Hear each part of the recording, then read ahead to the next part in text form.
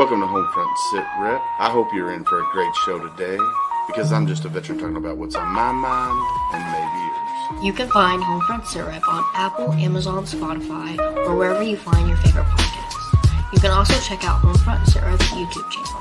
Buckle up, the show is starting. Mic in hand, ready for deployment. Podcast feels heavy as the ointment. Veteran tales straight from the trenches. Pop culture splices, pulling down the fences. Homefront sit rep, stories that collide. Veterans speaking truth, no reason to hide. Gritty and raw podcast on replay, decoding the past, paving the way. War zone whispers, bullets and bombs. Back to civilian ticking like a time bomb. Medals on the mantle, scars on the mind. Every episode another mystery to find. Homefront sit rep, voices from the fight. Veterans sharing dark, stepping into light. Real life saga, not some fairy tale. Truth and resilience, never gonna fail. Homefront sit rep, stories that collide. Veterans speaking truth, no reason to hide. Gritty and raw podcast on replay, decoding the past, paving the way. War zone whispers, bullets and bombs. Back to civilian ticking like a time bomb. Medals on the mantle, scars on the mind. Every episode another mystery to find. Legacy 11 X, story of Marines. Army anecdotes, Gulf War scenes. Vietnam echoes, Desert Storm sounds. Podcast chronicles, glory and bounds. Homefront sit rep, honesty is core. Veterans laying bare what they endure. From the front lines to the homebound grief. Episodes of grit, grind through the grief.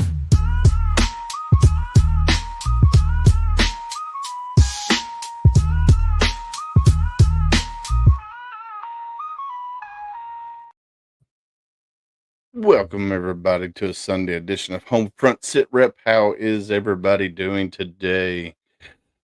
I'm doing all right. I can't complain. My daughter graduated yesterday, so super proud dad. She got magna cum laude, which means her GPA was between 4.25, I believe, is where the cutoff was. So she got magna cum laude, and then she's had all kinds of decorations and awards on her cap and gown. With her stole for Beta Club, National Honor Society, all the cords that she had for her law enforcement pathway, and all kinds of crazy things. As you can see, I'm by myself tonight. Gunny is out of pocket, and Miss Candace is also out of pocket as well. But we're gonna have a great show regardless. So we got Dr. Arielle Jordan, who's going to be coming on. She is an Army veteran, also a therapist, and I think other things, other titles as well. So we'll let her explain all of that here in a minute. But it is PTSD Awareness Month. I don't usually say PTSD. It's PTS. I don't know where she went. She disappeared on me. It is so I always say PTS. It's not PTSD because I don't think it's a disorder. I think it's an illness. So it's PTS. That's where I'm going to leave it at. I don't want to get into the ifs, ands, or buts about that. So it's that's just the way I look at it. It's a PTSD, a PTS. So, but anyhow, so if you want to go check out Dr. Arielle Jordan, I will put her link here in the scrolling across the bottom. Give me 1 second. I thought I had it set up, but I didn't. And if you're out there, say welcome. Tell me where you're watching from and all that good jazz. So let me go down here, create this, paste. All right. So link is scrolling across the bottom of the screen. It's www.ariellenjordan.com. You can go check out her there and see everything that she's doing. She's amazing. I talked to her on a meet and greet a while back. What's up, Frank? How are you, sir? And with this being PTSD Awareness Month, I was like, hey, let's have you as the number one guest of the day, of the month, because PTS is something that we as veterans we deal with it on a daily occurrence. And then if you're it just doesn't relate to veterans only, because I mean there's a lot of civilians out there that have PTS as well. Law enforcement, first responders, very much so. They have more PTSD than we do as veterans. Because they deal with constant PTS. And then, some children have secondary PTS. They have PTSD from trauma that they've, especially like with, a family member that they're really, really close with, and that family member tragically dies. Then, that children deal with PTSD from that. It's trauma. It's trauma based. So, uh, it is what it is. There are things that you can do to help minimize your PTS. Like with this podcast, it's we talk about it all the time. This is my form of therapy where I can get on here and chit chat with other like-minded veterans and hear their stories. And it helps ease mine. It doesn't eliminate what I'm dealing with on a day-to-day basis, but it does help ease it. And then, going to see my therapist twice a month. If I need more, I can always call and say, "Hey, can you get me in?"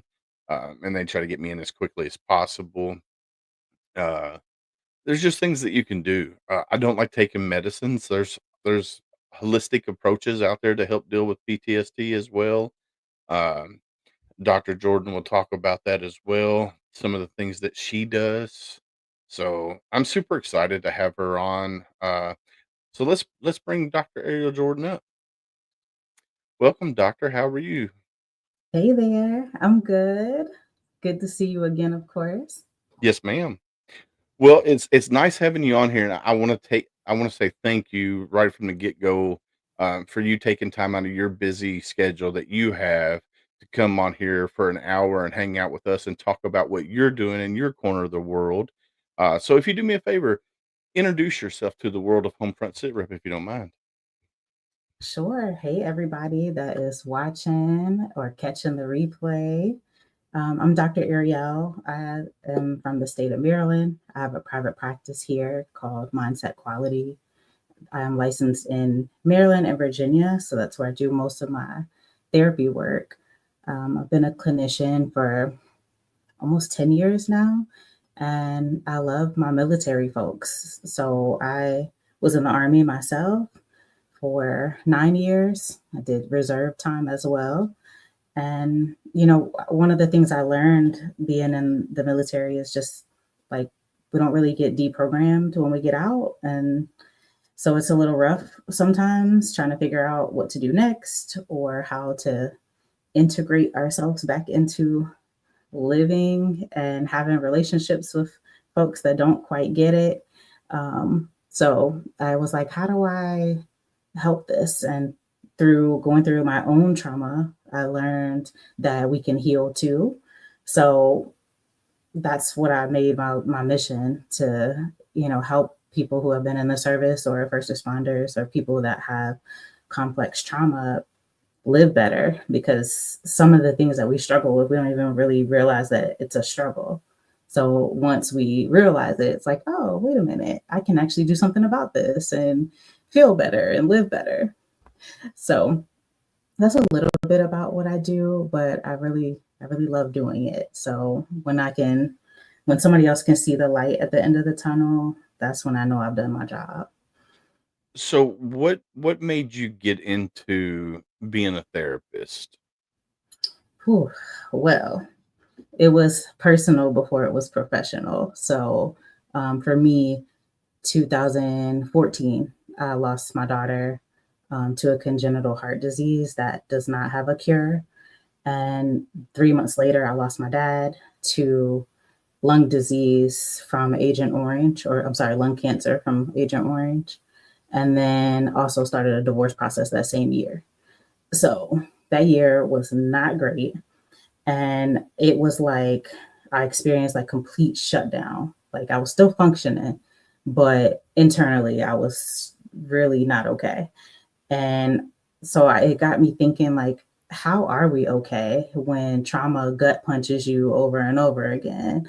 And I started to learn about psychology, and I went back to school because at that time I was studying business, and I started to learn about psychology. So I was like, okay, all right, so the brain changes. Let's learn more about that, and so that really sparked my interest to see that the brains can heal, because I thought, like, after all of this stuff has happened to me, how am I ever going to be okay? But I learned. And as I continued to learn, I was like, I want to make an impact. So a bachelor's degree is not enough.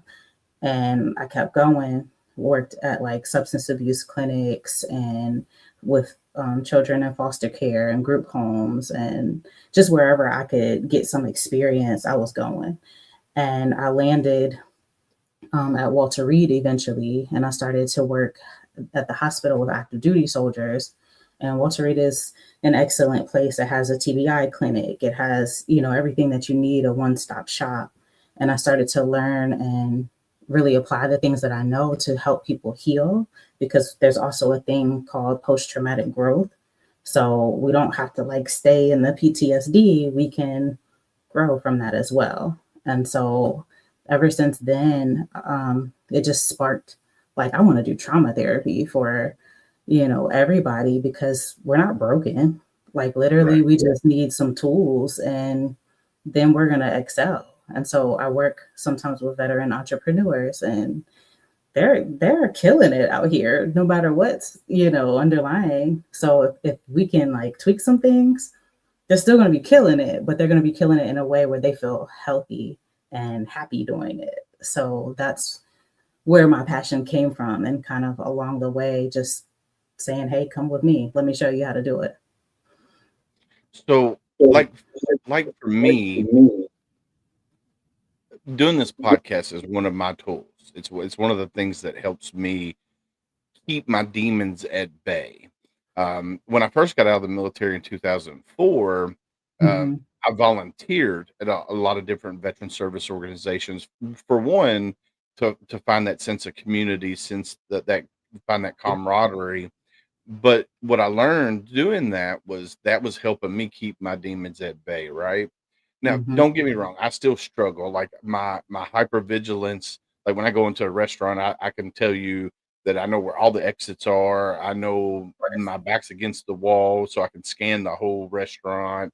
Right. And I will make a point if they try to put me in the middle of their restaurant, I will wait. I will tell them, hey, I need a somewhere on the wall where I can Yes. scan the whole restaurant. And then, going to concerts really like I used to love going to concerts before I joined the military. After the Mm-hmm. military, I would still go to concerts, but I would go to concerts where I knew there wasn't going to be a lot of people because I don't like large crowds.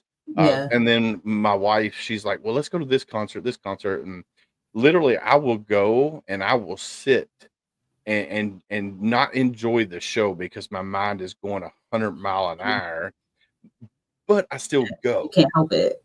Right. And I still go.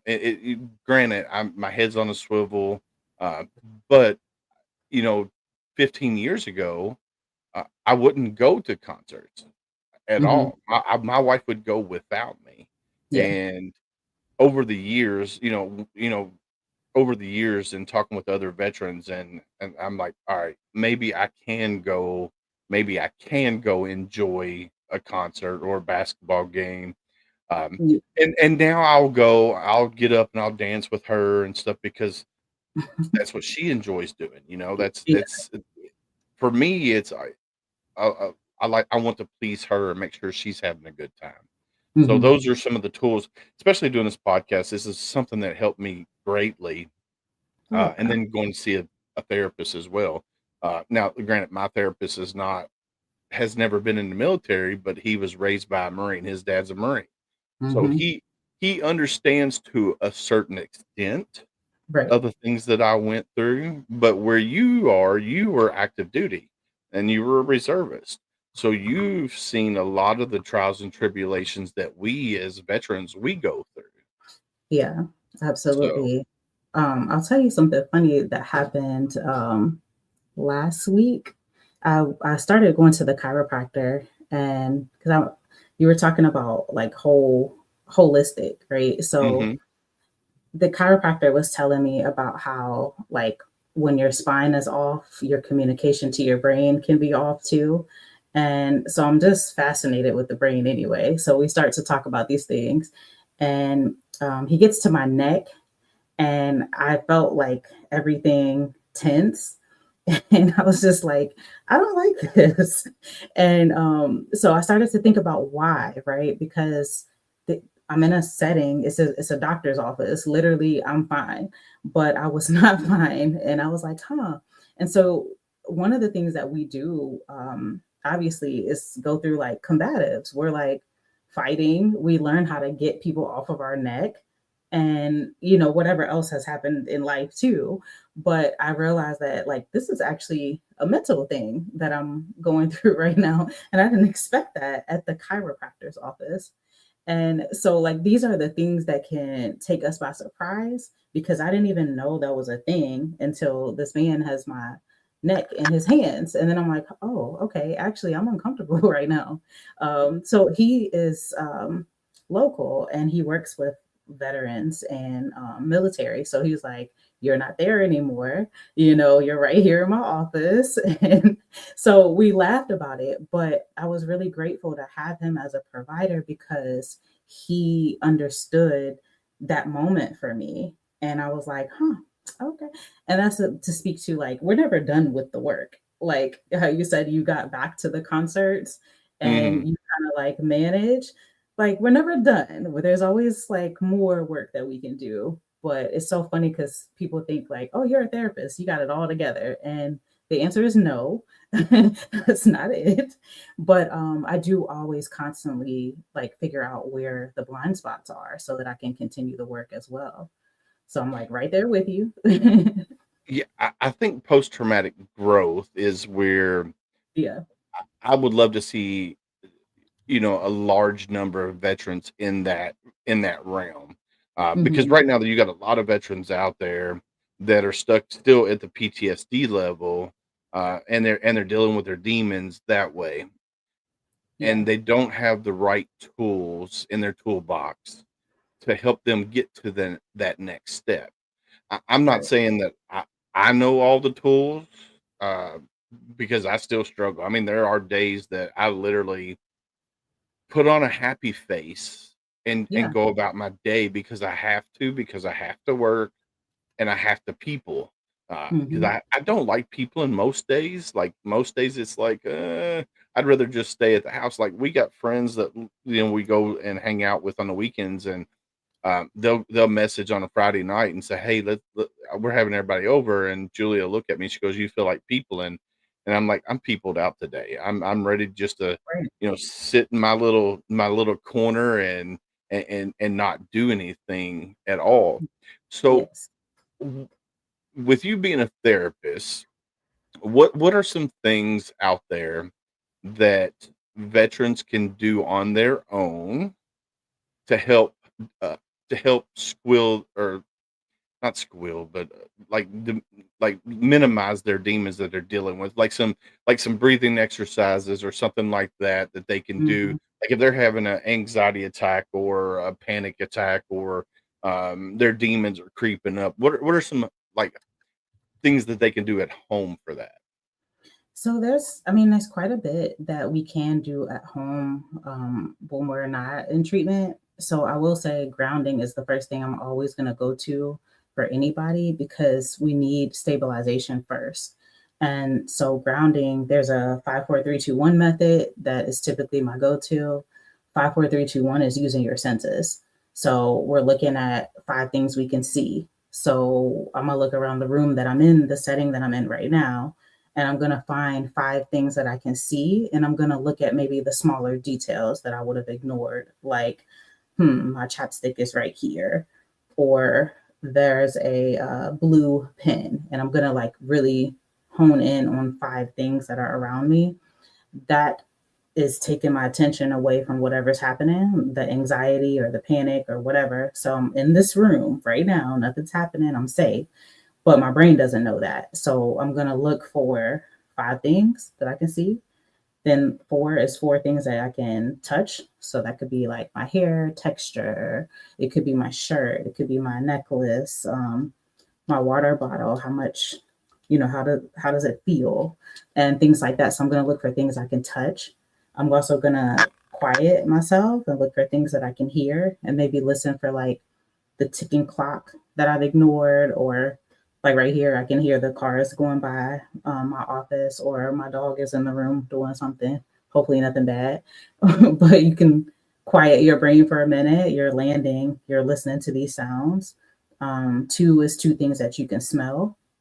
So that could be anything. It could be the shampoo that you have, it could be the lotion that you put on, hand sanitizer, a candle in the room, or whatever. And then one thing you can taste. So that could be like a mint, or if you had like a flavored drink or something like that. But you're going to think about the details of what you taste. So that anchors your senses to this present moment. Along with the breathing techniques that you already mentioned, one of the ones that I really like is the box breathing. So it helps to remember 4 4 4 4. So I'm inhaling for 4, a 4 count. I'm holding for 4. I am exhaling for 4, and then holding again for 4. So if I can teach my brain how to do that nice and slow and deep, then it tells my nervous system I'm ready to calm down. So these techniques are not going to work when you're at 100 already, but if you can kind of catch it when it's creeping up, or give yourself a try, even if you're at 100, maybe it'll take it down a little bit. But you want to try to learn when I'm getting activated, and Yeah. then that way I can kind of slow it down a little bit. I can go to my journal and write down everything that's coming up right now. I can track my triggers. I can also recognize growth over time if I do that as well. Movement, dancing, um, visualizing a safe space can be beneficial to people if you're really good at like your imagination, taking yourself on a mental retreat for a second, until you feel your body start to regulate again. And then there's also physical things too, like cooling your body down, like splashing some cold water on your face, intense exercise. If I'm angry and then I take a sprint down the street, and then I sprint back, I'm not gonna have that same anger that I had when I left. It's gonna Right. be less. It's not gonna go away, but it's gonna be less. So if I can, learn some of these techniques, that's gonna help, minimize some of the symptoms until I can go to like a therapist or something. The one of the ways that I ground myself, like right now, I'm sitting down here in my comfortable spot. This is my comfortable spot, right? Hmm. I have no socks on, no socks or shoes on, and I got cold concrete floor, so I'm Hmm. grounded to the concrete floor.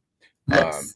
and I do that quite frequently, where I will go outside and I'll walk in the grass and ground myself that way. Um, Absolutely. Yep. or Perfect. I'll catch myself, like, if I'm sitting on the couch and my daughters and my wife are, arguing about things, I'll catch myself and I'll notice that I'm sitting here and I'm doing this. I'm just with both hands. It's something that I've noticed here recently that I do, and I do it quite Hmm. frequently, and I'm like, "Huh, that's one of my coping mechanisms Hmm. that I deal with, try to, help ground myself to calm down, because I can go from 0 to 60 really quickly, Yes. and my youngest daughter found that out yesterday, at the graduation, and Hmm. I'm already on edge because there's thousands Sure. of people in this place, right? Yeah. And, my youngest daughter, who she's amazing, don't get me wrong, both my kids are amazing, and I'm a little biased, but, she's on the yearbook staff, and she's like the editor, chief editor, writing editor or something. So she was up taking pictures, and, at the end, mom wanted to take pictures with the 4 of us, and my youngest daughter just disappeared, and we tried to call her, she didn't answer. My wife texted her, say, "Hey, where you at?" And my daughter replied, "I'm outside, dog." That's how Oh, she responded to her mother, and, no. bro, I went from 0 to 60 really quickly, and, if we wasn't if we wasn't around all those people, it probably would have been worse. Oh my uh gosh. but it was like, "Holy cow." So I had to calm myself down, I had to walk away from the situation, Mhm. and go. calm myself down because Yeah, like I said, I went from 0 to 60 really quickly, and I try not to do that absolutely. with my kids because I don't want them to they've had enough of dad being the angry person that I was, Mhm, mhm. and granted, I've never beat my kids. I tapped them on their butts when they were younger, but I've never used a Mhm. belt on my kids a day one since they were over 10 years old, Yeah. and, you know, but I do yell. I yell a lot, and I use cuss Mhm. words because I'm a Marine and I cuss, and sometimes, I can be polite and gentle with them, and Yeah. that doesn't work. Mhm. They got the will of stubborn streak in them, and it's just like, "Oh," and then I have to yell at them, and it's like, For your I try not kids. to do that. I try not to do that, but it does happen, so Yeah, and you know what? I always tell people, like, that's how you know, like, you've grown too. Like, you're talking about the post-traumatic growth. When you go, maybe you used to go to 100, but maybe this time you only got to 60. Like, right. that might be the growth right there. And then your goal, all right, I'm gonna go maybe 50 next time, 30 the next time, and you continue to measure it as you go. But if you want to practice your skills, your family and your kids, they're like, you're never going to run out of ways to practice what you've learned, because our families will trigger us, and our like kids, anybody close to us, they have that power to like get under our skin, and most of the time we know the buttons to push. Oh, yeah. So all right, so we try not to do that, but every nobody's perfect, so we literally fall into that trap sometimes. But if you can catch it, all right, you know what? I'm gonna just breathe for a minute. I don't know what else to do. I would just breathe. you know, I'm gonna Right. do four, hold it, let it out for four, hold it. That's what I'm gonna do for the next 60 seconds. And usually it'll help. Yeah, so if you're out there, if you're a veteran and you're dealing with PTSD and you don't know of things that help you get better, find a hobby. A Yes. lot of times, if you're stressed out and you feel it coming on, and say you like doing making flies for fishing or wristbands like the braided paracord bracelets or anything like that that's creative in the art space, whether it's playing a guitar or doing leather working or something of that nature. Hmm. Definitely, look into that, because it could be being creative sometimes does help. Well, Absolutely. actually, it does help a lot when it comes Yeah. to, like, depending on your level of, your level, whatever level you're at. Hmm. And, it's one of those things, like, um, earlier today, we went to 2 graduation parties, and I was already kinda level 50 anyway, and so when I got home, my wife had wanted, some things for our daughter's graduation party, coming up, and so I had to go out and build her 2 pallet walls, basically, and so I was being Hmm. creative, and I took the hammer, and I was beating the heck out of stuff, and I was like, "Man, I feel better," I was like, "Alright, Yeah. cool." So there's always things that you can do out there. Yeah. So here's one thing I'm gonna ask you, being a therapist and clinical technician, or however you wanna say it. Mhm. Um, like your triggers, right? And Mhm. there's several, sight is one of your triggers, smell is another big trigger, especially for me, because a lot of my PTS was from Haiti when I was in Haiti in '99. Um, Mhm. the smell of, like, garbage, like a landfill, because Haiti was one of the countries that their marketplace just smelled like just garbage that had been rotten for days on end. So Uh, for me, like, if I go by a landfill and uh-huh. it's a hot summer day and all of a sudden I get a whiff of that smell, and it It takes you right back transports there. me. It takes me Mhm. right back. So, what are some things that we can do? Because, like, I could be having a great day, and all of a sudden I'm driving down grade lane and I pass the landfill and I get a whiff, and boom, it hits me and I'm like, "Oh," you know, and it transports me right back to Haiti. What are some things that we can do in that instance where it takes us from 0 to 100 really quickly and there's Yeah. nobody else in the vehicle with me? What are some things that veterans can do to help with that? Yeah. So, I mean, the first thing is to know that that's a thing for you. So, that self awareness that you have is incredible. But paying attention to like what sets off the reaction helps you prepare. So, like, you already know this about yourself. And those things that we just talked about, like with the grounding, knowing what usually works for me. So, if it's breathing, maybe I need to just breathe for a minute because I can't. Maybe I'm stuck. Maybe I can't do anything else. Whatever is going to take your brain off of the trigger. So if I'm thinking about Haiti, I have to kind of somehow realize that I'm not in Haiti anymore. And so that could be that I'm just looking around my scene. But if that's not helpful, then you can kind of think about like, how do I get out of this moment and think about my temperature. So that could be where is there any cold water around that you can splash your face in? Um, can I do some breathing? Can I tense up and then relax body parts, like squeezing my fist and then noticing what tension feels like and noticing what relaxation feels like. And then just do that with my body parts. Can I tense my feet and release it? And just know that I can control my relaxation.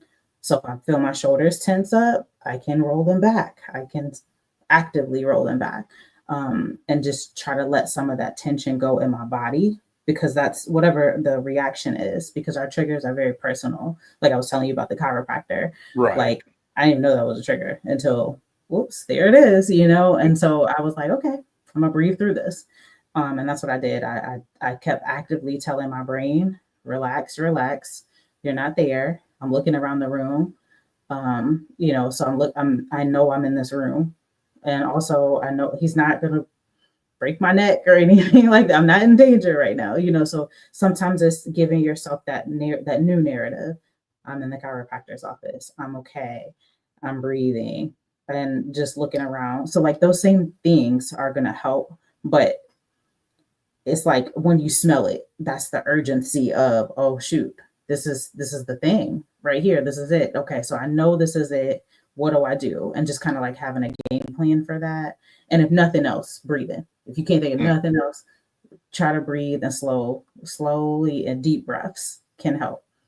Like that's Aw nervous system stuff. So we got a question here from Mr. Steve Kingsley. So Hey, Steve Kingsley is the vice president of Warrior Honor Cruise, oh, cool. Army veteran. So this is can read his question there. See what Hmm. you think about that. Okay, let's see. Can I read it or Yeah, sure. okay? So Steve says, when my demons appear, I do something for WHC or help another veteran. It's common for me. What are some things that you can do when you hear gunshots or fireworks that brings back those memories of Afghanistan? Yeah, so that's hard, right? Like when you have like my dad was in Vietnam, and I know one of the things that he did not like was fireworks. And I never got it. Like as a kid, it didn't make sense. But as an adult, like I wish we could go back and have those conversations because now I know what was happening for him. So some things that you can do for those, like certain days there's going to be fireworks. You're not going to be able to avoid it. So you can plan ahead. Um, Noise canceling headphones for something like that.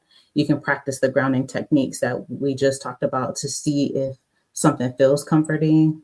But you just want to have a support plan. You want to let people know, like, hey, this day is not good for me. Most of the time, your people that you're close to know that already, but you can kind of tell them, hey, this is what I'm going to do. So when night falls, I'm going to have my noise canceling headphones on and I'm going to be in the room watching TV and I'm gonna have the captions on or something, So, or I'm gonna have the sound in my ears, and I just want to be left alone for a couple hours, or I want you guys to be with me, depending on what you need. but really having that plan ahead of time, because it's normal to be triggered. You've been through something that tells your brain, here's a trigger for me, but also you're not there anymore. So really just taking your time with that, giving yourself some compassion with that, but also learning what's going to help me through this, because like something like the 4th of July is going to have some fireworks. So then what's my plan? And make it enjoyable for you. Like, you don't want to go and hide away because this is miserable. You want to acknowledge, hey, I went to Afghanistan, and I'm one of the ones that made it home. I want to honor my experience, but the fireworks bother me. So I'm gonna put this headphones on. I'm gonna go watch my favorite show, and maybe it's funny. Maybe I'll laugh, and I'll have my favorite snack while I'm doing it, and I'll have some cool water to make sure my temperature stays cool, and just kind of plan that out for yourself so that when it comes, you're not shocked or miserable. So whatever you can do, think about the things that you can do rather than what you can't. So for me, for fireworks, if I'm the one lighting the fireworks and I know it's coming, it Hmm. doesn't bother me. But Hmm. if I'm just sitting somewhere and all of a sudden, fireworks start going off, and Hmm. granted, in Kentucky, they start 3 weeks before July 4th and start firing off fireworks, and and, Yep. and it goes and it goes longer than that. And it's just like, I could be sitting here at the house and Hmm. not know they're coming, and all of a sudden you hear pop, pop, pop, pop, pop. Bro, you're talking about somebody who almost craps their pants, because I'm like, not expecting it to not expecting it at that moment in time. Yeah. But for me, it's I have to be there lighting the fireworks. They don't bother me. I used to, so my birthday's July 7th. So we Oh, always celebrate my birthday July 4th growing up, and we yeah. always had big parties, always.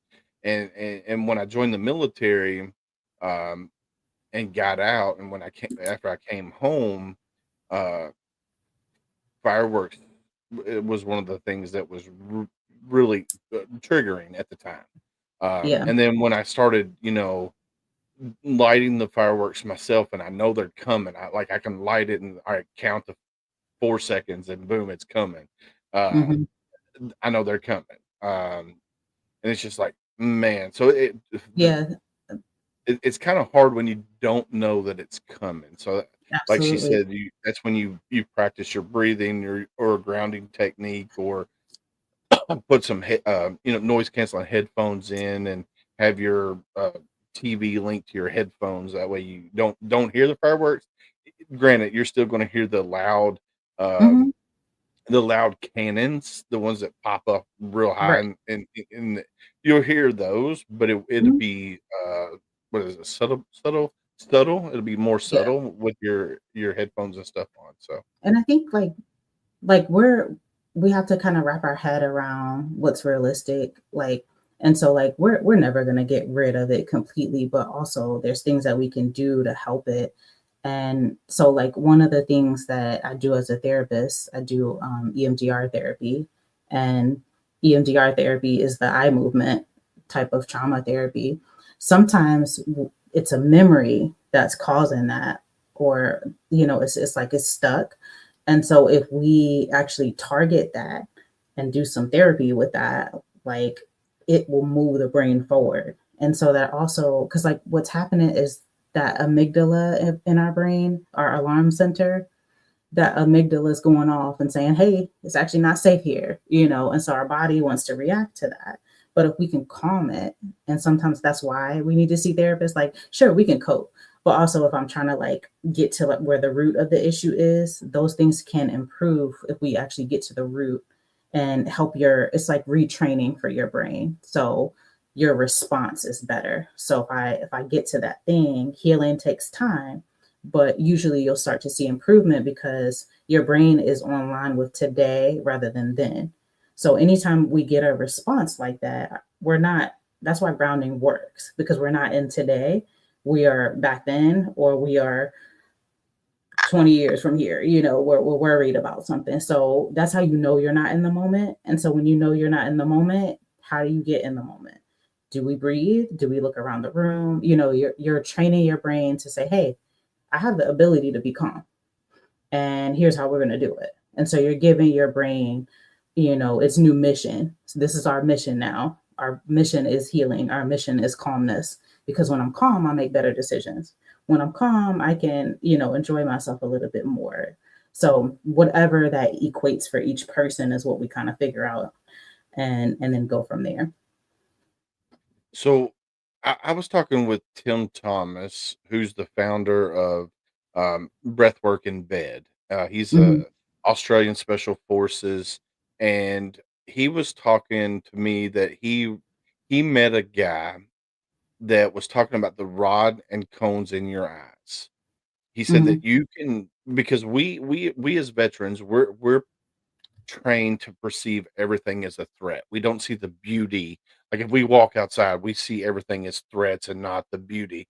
And he's like, "Well, you can retrain your rods, your rods and your cones in your eyes by doing these Mhm. exercises." Um, is that something that you've heard of? Because I've done it. He showed me what to do. Like you take your Uh-huh. thumb, you follow it out, with your eyes, then you Yeah. follow it back in, then you do the other side, then you do up and down. Is No, I've that never something heard that that one. you never heard of Mhm. that? No, I never heard of that. But I mean, with EMDR, we're essentially like having your eyes move, and we pass that middle hemisphere of the brain. So you're like looking left and right, and that's the bilateral stimulation. So I'm thinking about what happened then, but I'm here in the room. And then when the therapist checks in, usually it's like, okay, all right, here's what I'm thinking about. But also, like, your brain is also learning during that time period that we're processing the danger and the survival mode and the high alert and the scanning for the threats. But then eventually your brain, after a couple sets, your brain's like, hey, actually we're really not there anymore. So it's like your own realization of that happening. And you're teaching the brain, I'm safe now, and the trauma is over. And you actually feel it, and that could be in one or two like EMDR sessions. And so what people see from that is like, I don't have to carry this on. I can sleep now because I'm actually not there anymore. And it's just so reassuring because with you doing like this eye movement, you did that. I didn't do that. I just guided you along the way, but essentially your brain did the work. Your brain knows what it needs and it can heal. So, it seems like it's very similar. Um, but yeah, brains rewire. So there's many different ways to do it. I'm excited to hear that about that and learn more about that. So we got a question here. What is Dr. Jordan's take on medication and mindfulness? Meditation and mindfulness is super helpful. Um, Well, yeah, meditation. Yeah. yeah, I mean, so those are simple practices like focusing on your breath, right? Noticing sensations on your feet, like to interrupt anxious thoughts. Mindfulness we need because we want to be like mindful of our experience, but we also don't need to judge it. Like if I'm anxious right now, or I described about the chiropractor, I just noticed my experience that I felt anxious. I'm like, okay, so I named it. I didn't avoid it. I just said, okay, I'm anxious right now. Okay. And then he asked me a question like, did anything happen with your neck? And I'm like, tons of things have happened. So I'm not going to get into all of that. But I do realize that none of it was in the moment. And so, like, that's the kind of like mindfulness we need. Like, I'm not judging my experience. I'm not saying, oh my gosh, I'm always anxious. I shouldn't be anxious because then I'm going to go down a spiral and it's not going to be good. So I'm just acknowledging I'm anxious right now. The anxiousness comes from that, and that's not happening right now. So I'm actually okay right now. So I walk my brain through that. And while I'm doing that, I'm breathing. And so meditation, you're going to sit quietly and you're going to meditate. But the thing is, I'm going to bring it back to my breath. So my mind's going to wander, and then I bring it back. And my mind's going to wander again, and then I bring it back. So it's super helpful in brain training. And you might notice, like, actually, I feel better after I do that. Or meditation could be taking a mindfulness walk. I'm walking down the street and I'm noticing that my neighbors have new flowers and I smell freshly cut grass. and the sun's hitting my face and it actually feels kind of good. My dog's over there barking. So there's so many different ways to practice that meditation and mindfulness. It doesn't have to look one way. And literally, we can do that when we're walking down the street. We can walk outside and use our five senses and come back in and we'll feel a little bit better. So it just kind of breaks up whatever the anxious thought is. So you got a comment here from Miss Sheila Thielen. Hey, Dr. Sheila. Jordan is a genius. Her work is so important. And I then love her. Frank says, amazing answer. Thank you, ma'am. Thank you, Frank. So with Sheila, we she taught me about vestibular training, and that was really cool. I got to participate in that. She was talking about how we can be off balanced with trauma, and so I found that fascinating too. And that's to tell you, there's so many different ways we can help ourselves as long as we know the ways and we're willing to try it. And it's cool. Like they put you on this machine and you spin. And she works with like figure skaters and stuff. And I've watched her videos and like she'll spin really fast and stop them and say, "Are you dizzy?" And they're like, "No." And I'm like fascinated with it. It's really cool. So yeah, I follow her on and I follow her, like her work as well. So she's That's amazing. awesome. Yeah. So when you go to your website, Hmm. and I'm going to throw it up here again on the bottom of the screen. When you go visit your website, Hmm. it's the very first thing you see is redefining resilience. Do you want to Yeah, talk about that a little bit? absolutely. So for me, I think from being a soldier, I it's just programmed that we're resilient, and we are. All of us are, because we're still here. So we have to be resilient. And when you're in the service, you learn it in a way that the mission is first, so everything else don't matter. We're gonna complete our mission, and a couple things happen when you do it that way. Like we're successful at being in the military, or we're successful being first responders, but at some point, when you get out and you're not in, that actually can be harmful. So you have to relearn what resilience means. And so one of the things I learned, so I did my dissertation on child loss because that was my story. But I wanted to look at Black women because there's so much research out for like European culture, and there was also some for Chinese culture as well, but I didn't see any for Black culture. So I was like, let me add. The whole point of a dissertation is to add to the research. So I chose that group. And what I hear as I'm interviewing each one of these ladies is resilience, resilience, resilience. But some of it equated to alcoholism, some of it equated to using drugs, some of it equated to self harm, suicidality, and things like that. Not uncommon when you're in pain, right? Um, so what I noticed was every single one of them was resilient, but they weren't healing. So that's the difference. And I want to redefine resilience with a new definition that we're all resilient because we have to be, we're tough, we're strong, but also what does it mean to add healing into that definition? And so I want to redefine that by taking us to where we need to go so that we can kind of face some of that and not practice that same avoidance. And we come out on the other side, we're better for it. So my mom lost my younger brother in 94. That Mhm. was like a major trauma for my mom, Mhm. right? I'm sure, yeah. And I don't think, it's been 30 years, Mhm. and I don't think she ever fully dealt with Mhm. like came to, I mean, she came to terms with it in her own way, but I don't think she Right. fully ever dealt with that trauma. And then, of course, over the last 30 years, her husband died, all of her parents died. Mhm. And I think over the years, my mom is very strong. Don't get me wrong. She's Oh, a yeah. strong woman, Yeah. but in her older age, she's more bitter, Mhm. uh, and um, uh, easy to anger and very Yeah. emotional. Yeah. And I love.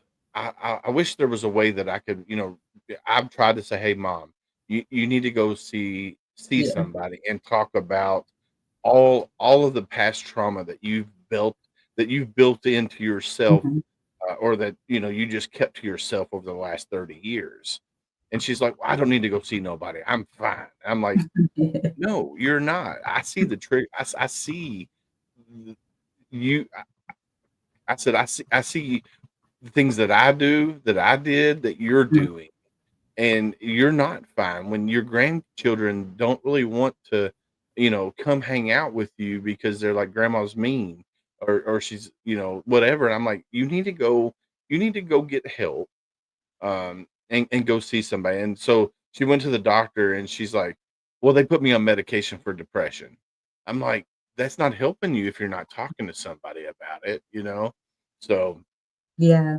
Yep. it, Um, it no, I was gonna say, like, I mean, she's tough, and that's probably like how it's always been, you know. So it's like it is fine essentially, but yeah, could it be better? Sure, you know. And I mean, the medication takes hopefully will take edge off, and that's kind of what it's for. if she But takes it. right, that too. And I mean, it's hard, right? So with child loss, it's like the reopening of a wound for a lot of us. It's every birth date, every death date, every milestone that that kid is not reaching. Who would Yeah, they have been today?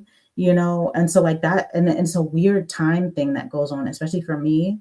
My daughter would be 13 this year, and she died when she was almost 2. So, like, in my head, she's a baby, and I have pictures of her as a baby.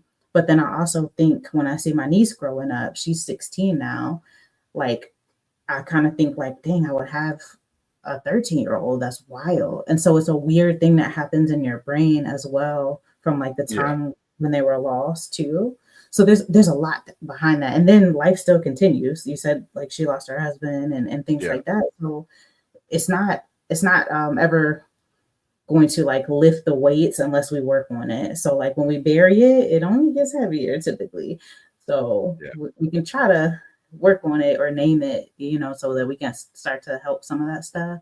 But yeah. sometimes, Even as a like me losing my sibling, like there mhm, for the longest time, I held a lot of guilt, right, just for the simple fact that me and him had gotten to a fight earlier that day, and so the last thing he said to me was like, "I hate you." Of course, he was 10, I was 15. He's like, "I hate you," and yeah, and it was just, and then he passed away that night, and for the longest time, I was like, "Man," yeah, and and remember that. and I still think about it to this day, and I'm like, "Man, but now I reflect back on it, I'm like, "Man, I wish I knew what kind of man he would be," because Absolutely. he would be 40, um, Mhm, and, it's just like, man, what w how would he be as a man? What would he be like? right. And it's just, but I've never like, I've dealt with the lost long time ago, like, I dealt with it, I was like, and now I'm so cold when it comes to death when people die. Like, literally, my wife is like, "Well, don't you care Mhm, that they died?" I'm like, "I do care, but yeah, I just put it in the past. There's nothing that I can do to change it." yeah, I mean, my dad recently passed, and I didn't shed one tear, uh, mm, because to me, they're in a better place. That's the way I see it now. And it's yeah, just like they're in a better place. They're not here. No sense in crying over spilled milk. They're no longer here. And mhm, yeah, granted, holidays are different because they're no longer here. right, But I have to deal. I internalize a lot of stuff, like my worry and all of that. I internalize. I don't project it out. yeah, And my wife is like, "Well, that's gonna wind up eating you up when you get older," and I'm like, "Nah, it's just that I have to deal with it internally, and, I'll get yeah. over it, and boom, I'm not saying I'm perfect, but, I just deal with it and move on." So, Yeah, and I mean, most of us know how to put stuff away. Like, we know how yeah, to function, and that's kind of like what we do. I always tell people we got to go back and get it though, and make sure that we touch it a little bit. Because like if we keep, I always give the example of like sweeping stuff under the rug. Like if we sweep it under the rug and you keep sweeping it under the rug and you keep sweeping it under the rug, like eventually we won't trip over that, right? Yeah. So we gotta like go back and kind of clean a little bit out, clean a little bit out, clean a little bit out until that rug lays flat again. And we don't always do that. And Yeah. so when you start to trip a little bit, that's when you know I gotta clean some of this up. What is going on with me? Let me, and so even if you're internal, like you're internally processing and you're getting it out by writing it down, that's still helpful, and maybe I rip it up and I don't ever show anybody, but I gotta get it out. And so sometimes that's helpful in a way where I don't have to share it with you. And that's another reason why I like EMDR therapy, because we don't have to talk about it. Sometimes I don't even know what that person is working on because they're working on it internally, but I'm helping guide them through the process. And then maybe most of the time they share when they feel better, they share. They're like, this is what I was working on. And I'll be like, holy crap, that's what you were working on? Like I had no idea, but usually they're in a better place when they can start to talk about it and they've offered themselves a new narrative. And so like it doesn't matter how long it's been too. It could have been 20 years that this thing has happened or 30 years. And we go back and look at it through a different lens, then we start to heal ourselves and we give ourselves a new narrative. And that's why the brain is so fascinating to me, because we can always continue to make these neural pathways. So no matter what we think about, we still can help ourselves be a little bit better. Yeah, so my therapist, which I got to go see on the 3rd, one of the things he's like, we need to peel back the onion, the layers Hmm. of the onion. I don't know if you use that analogy or not. He said Yeah, because you have this trauma now, but let's go back as far as we can go and see where some of your trauma originated from. Like literally, absolutely. I grew up in a house where mom was a single mom of 4 kids. She had boyfriends. Some were abusive, some were, physically abusive, some were verbally abusive, and, you gotta peel back the layers of your trauma, and Yeah, you gotta deal with each layer. So, like, absolutely. and I think I've come to terms with a lot of my childhood trauma because Hmm. it shaped me in for one, it shaped me into the man I am, Yeah. and then 2, it shaped me into the father that I am because, Hmm. when I was growing up, uh, I always said, "When I get older, I'm never gonna treat my kids the way that I was treated when I was growing up." Right. And for the most part, I've done a very good job of, not Good. repeating the cycle, Yeah. of childhood abuse that I had, Right. and my kids will never know that. Mhm. Like dad's told them, "Hey, this is the way I was raised." I remember a time I took my younger brother, when he was younger, his grandmother come to pick him up to go see his dad, and it was cold outside, so I took him outside, and, uh, my mom's boyfriend at the time took a belt to me and 25 lashes on the back, and then Mhm. when my mom got home, I got another 25. Oh my goodness. So, and it was like and I couldn't sit down for forever because it hurt like a son of but anyway, Yeah. but, that those are things that I was like, "I'll never do that with my kids." Yeah.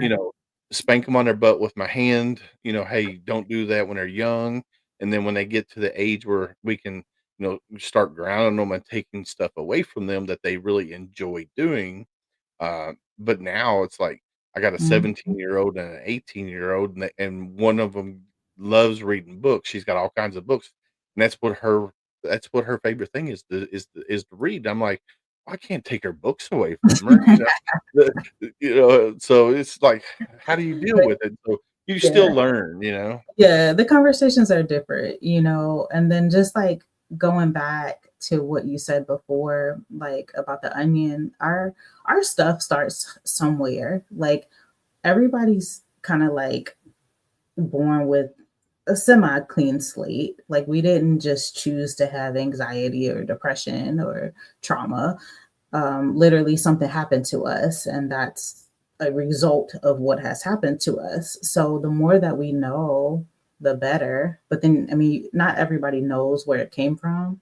Um, but sometimes we just need to like think about how long it's been around, and that's how we can make other connections. And you're right, you do have a choice. Like, do I become that same person, or do I try a little bit better to be, a better parent? And we certainly have a choice.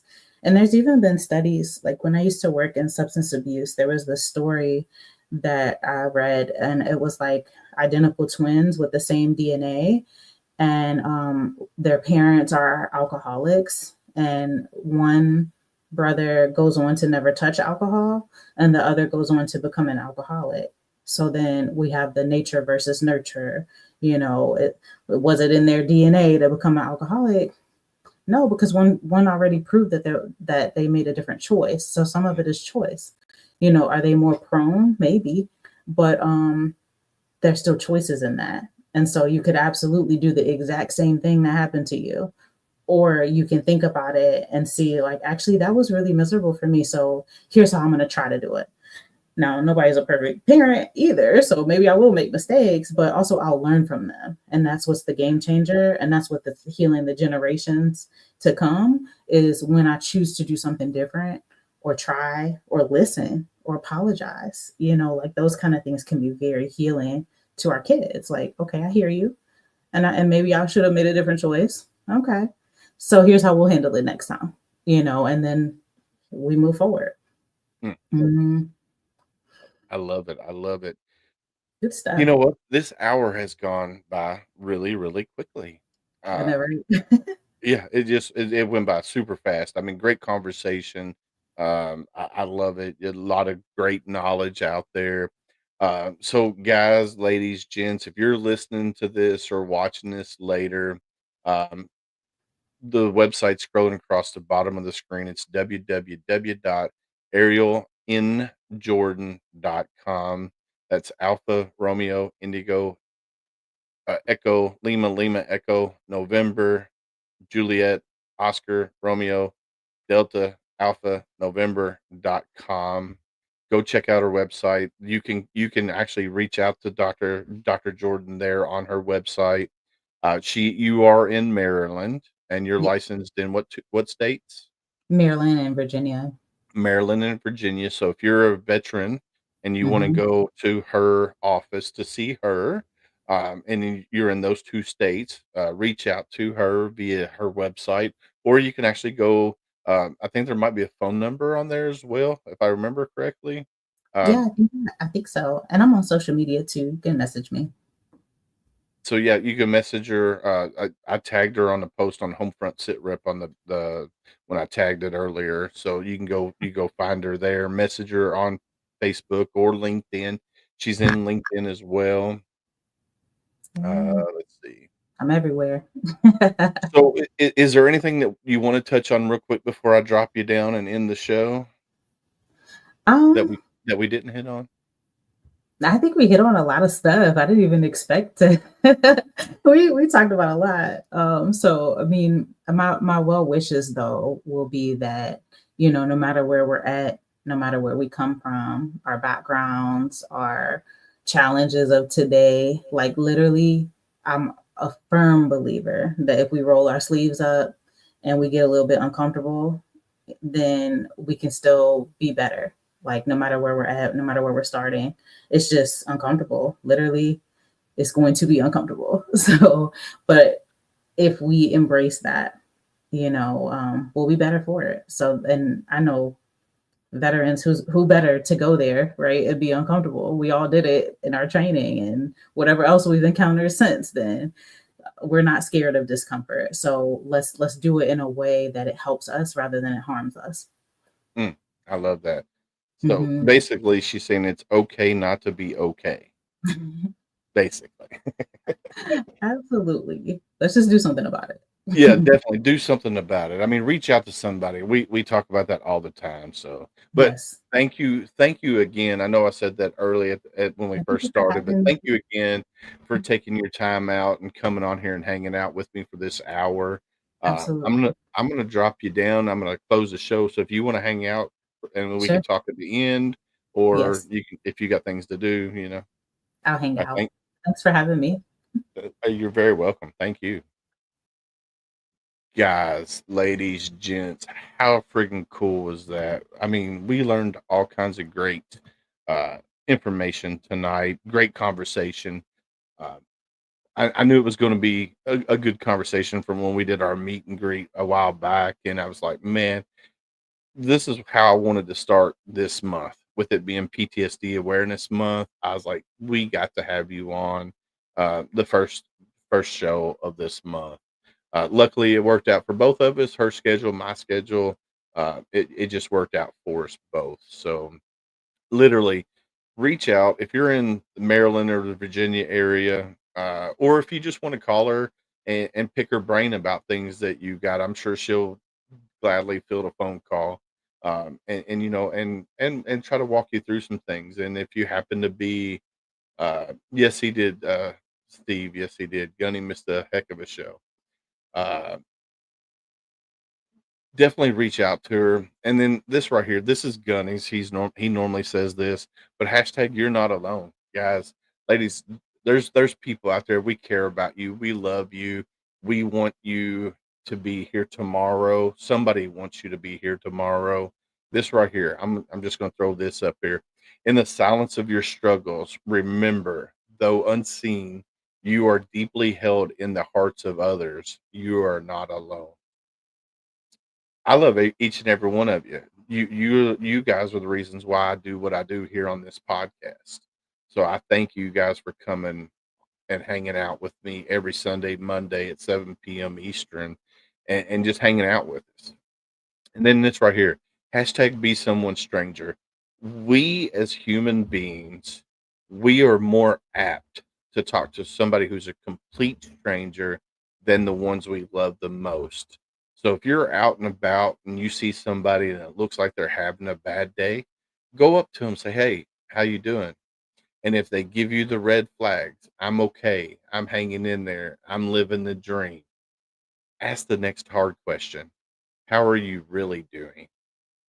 More than likely they're going to open up to you, and it could be a 5 minute conversation, could be a friggin' 8 hour conversation, but they more than likely they're going to open up to you. And then this right here, it takes a village, guys. There's too many people out there that only want to focus on themselves, but here's the thing, it takes a village to help everybody. So make sure you have your tribe, your village.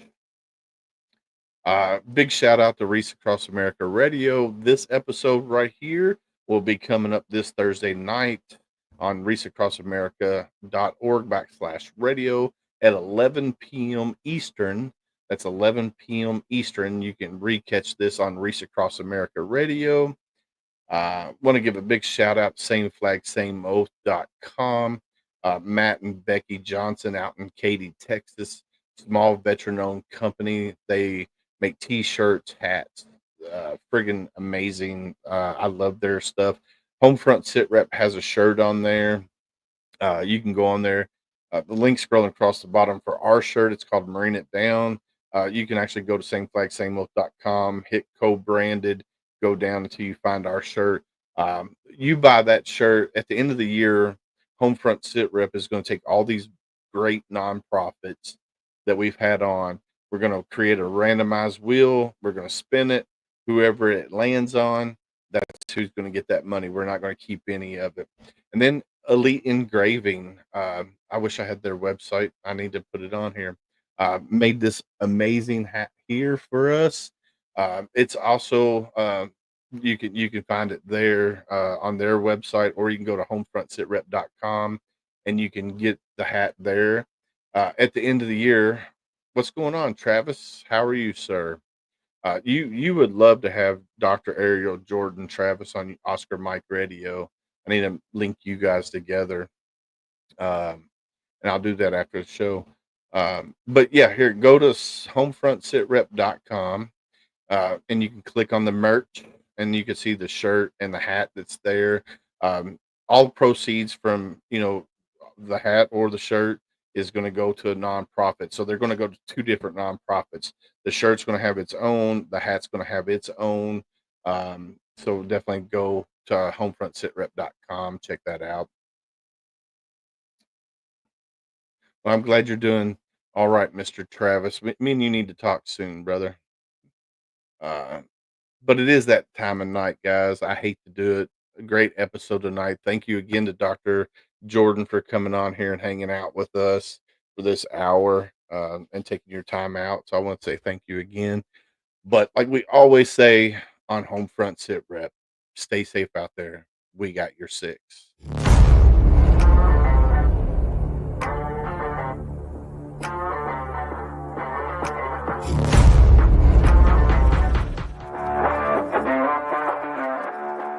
Thanks for listening. Hope you enjoyed the show. Suggestions and comments are always welcome. Cannot wait to have another great show with y'all. Don't forget you can find HomeFront Sitrep on Apple, Amazon, Spotify, or wherever you get your favorite podcasts. Stay safe out there. I got your 6.